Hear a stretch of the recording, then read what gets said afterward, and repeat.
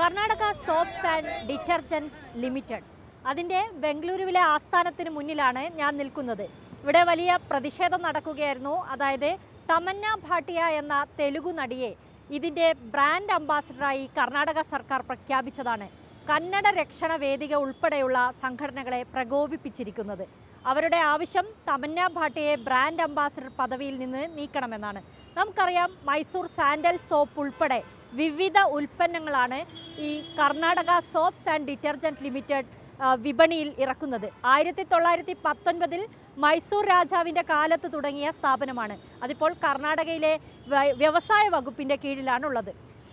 ഇവരാണ് വ്യവസായ വകുപ്പാണ് തമന്ന ഭാട്ടിയെ ബ്രാൻഡ് അംബാസിഡറായി പ്രഖ്യാപിക്കാൻ തീരുമാനിച്ചതും അങ്ങനെ സർക്കാർ ഉത്തരവിറക്കുകയും ചെയ്തിരിക്കുന്നത്. ഇതിനെ ചോദ്യം ചെയ്താണ് കന്നഡിഗർ ഒന്നടങ്കം രംഗത്ത് വന്നിരിക്കുന്നത്.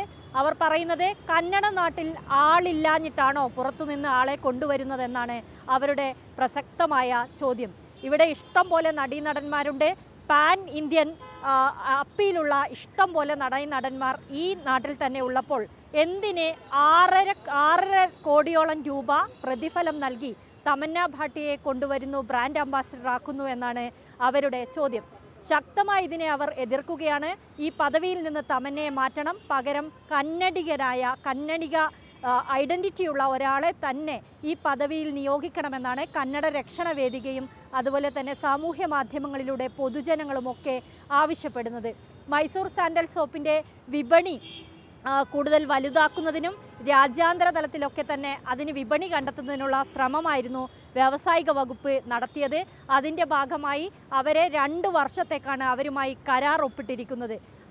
കരാർ പ്രകാരം അവർ പുതിയ ഉൽപ്പന്നങ്ങളുടെയൊക്കെ ബ്രാൻഡ് അംബാസിഡറായി പ്രവർത്തിക്കും, അതിൻ്റെ മുഖമായി മാറും. എല്ലായിടത്തും തമന്ന ഭാട്ടിയ ഇതുമായി ബന്ധപ്പെട്ട പ്രൊമോഷൻ പരിപാടികളിലും ഒക്കെ സംബന്ധിക്കുകയും കർണാടകയുടെ ഒരു ഉൽപ്പന്നത്തിന് ലോകോത്തര വിപണി കണ്ടെത്താൻ അവരുടെ ഈ വരവ് സഹായിക്കുമെന്നൊക്കെയുള്ള ന്യായവാദമാണ് കർണാടക വ്യവസായ വകുപ്പ് പറയുന്നത്. പക്ഷേ കന്നഡിഗർ അടങ്ങുന്ന ലക്ഷണമില്ല. തമന്നയെ വേണ്ട, പകരം കന്നഡിഗനായ ഒരാൾ. ഇവിടെ ഇഷ്ടം പോലെ നടന്മാരുണ്ട്. അവരിൽ നിന്ന് ഒരാളെ തന്നെ ഈ രംഗത്തേക്ക്, ഈ അംബാസിഡർ പദവിയിലേക്ക് കൊണ്ടുവരണമെന്നാണ് അവരുടെ ആവശ്യം. എന്തായാലും സർക്കാർ ഇത് പരിഗണിക്കുമോ എന്ന് നോക്കാം. സർക്കാരിന് ഇത് പരിഗണിക്കാതിരിക്കാനാവില്ല. കാരണം കടുത്ത പ്രതിഷേധമാണ് അവർ നടത്തിക്കൊണ്ടിരിക്കുന്നത്. വീഡിയോ ജേർണലിസ്റ്റ് റിജോയ്ക്കൊപ്പം reporter Nadeera, in reporter, Bengaluru.